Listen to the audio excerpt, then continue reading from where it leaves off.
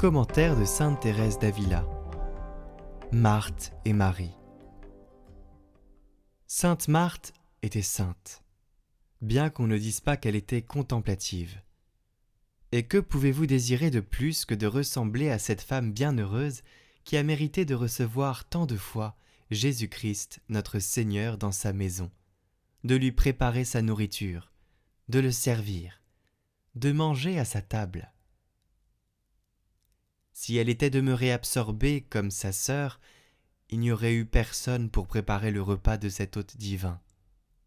Eh bien, imaginez que notre monastère est la maison de sainte Marthe et qu'il doit y avoir différentes façons de servir.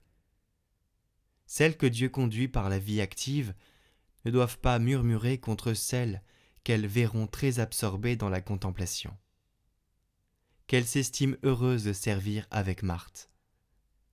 Qu'elles songent également que la véritable humilité consiste, en grande partie, dans l'acceptation empressée de ce qu'il plaît au Seigneur d'ordonner de nous et dans la conviction qu'on est indigne de porter le nom de ses serviteurs.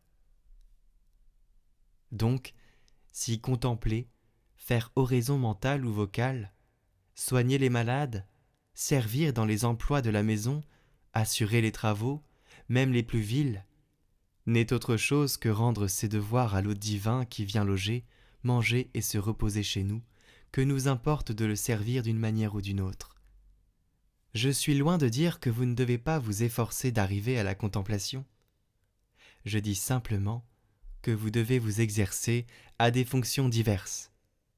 La contemplation, en effet, n'est pas laissée à votre choix, mais à celui du Seigneur. Laissez faire le maître de la maison.